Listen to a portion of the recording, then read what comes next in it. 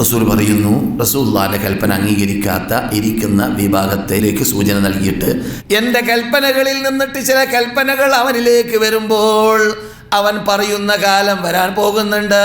എന്ത്? അവൻ്റെ കസേലയിൽ ഇരുന്നു കൊണ്ടവൻ പറയുന്നതാണ് എന്ത്? എൻ്റെ കൂടെ ഖുർആനുണ്ട്, എനിക്ക് ഖുർആൻ മതി, എനിക്കിനി ഹദീസ് നോക്കേണ്ട ആവശ്യമില്ല, എനിക്ക് റസൂൽ പറഞ്ഞതറിയേണ്ട ആവശ്യമില്ല എന്ന് പറയുന്ന കാലഘട്ടം വരാൻ പോകുന്നുണ്ട്. അങ്ങനെയുള്ള കാലഘട്ടത്തെ റസൂലുള്ളാഹി സ്വല്ലല്ലാഹു അലൈഹി വസല്ലം നമ്മോട് പേടിപ്പിച്ചറിയിക്കുന്നു, വാണിംഗ് നൽകുന്നു. അപകടത്തിൽ പെട്ടുപോകാതിരിക്കാൻ വേണ്ടി തന്നെ മഹാനായ ഇമാം അബൂ ദാവൂദ് റഹ്മത്തുള്ളാഹി അലൈഹി റിപ്പോർട്ട് ചെയ്യുന്നതായ ഹദീസാണ്. 4605 നമ്പർ ഹദീസാണ്. ഹദീസ് സഹീഹാണ്. മഹാനായ അൽബാനി സഹീഹാക്കിയിട്ടുമുണ്ട്. പറഞ്ഞു വരുന്നത് ഹദീസ് വേണ്ട, ഖുർആൻ മാത്രം മതി എന്ന് പറയുന്നത് വിഡ്ഢിത്തമാണ്. അത് യഥാർത്ഥത്തിൽ ഇസ്ലാമിനെ മുഴുവനും തള്ളലാണ്, ഖുർആൻ അടക്കമുള്ളതിനെ തള്ളലാണ്. കാരണം ഖുർആനിൻ്റെ ഒരറ്റം മുതൽ മറ്റേ അറ്റം വരെ പല ശൈലിയിൽ പലയിടങ്ങളിൽ റബ്ബുൽ ഇസ്സത്ത് ജല്ല ജലാലുഹു അത്തിഉല്ലാഹ വഅത്തിഉർ റസൂല, നിങ്ങൾ അല്ലാഹുവേയും അല്ലാഹുവിൻ്റെ ദൂതരെയും അനുസരിക്കുക, പിൻപറ്റുക. അല്ലാഹുവിൻ്റെ ദൂതരിൽ നിങ്ങൾക്ക് എന്തുണ്ട്?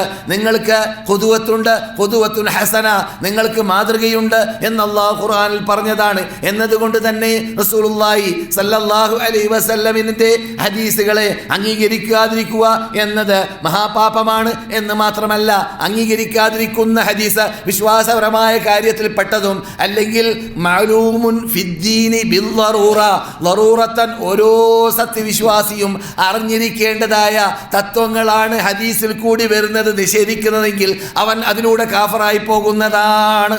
മനസ്സിലായല്ലോ? മഅലൂമുൻ ഫിദ്ദീനി ബിദ്ദറൂറ എന്നാണ് ഫുഖഹാക്കളുടെ ശൈലി. എന്ന് പറഞ്ഞാൽ ലറൂറത്തൻ, കണ്ണ് ചീമ്പി അങ്ങോട്ട് കേൾക്കണ്ടേ വേണ്ട എന്ന് തീരുമാനിച്ചാലും ഒരു മുസ്ലിമിന് അറിയാൻ പറ്റുന്ന ഒരു ഭാഗമാണ്. നിസ്കാരം 5 വക്താണ്, നോമ്പും റമദാനിൽ നോക്കേണ്ടതാണ്. അതുപോലെയുള്ള വ്യക്തമായി അറിയുന്ന വിധിവിലക്കുകൾ, കൽപ്പനകൾ, മനസ്സിലായില്ലേ? അവകളെ ഹദീസിൽ വന്നതിനെ നിഷേധിച്ചാൽ അവൻ ആരായി മാറും?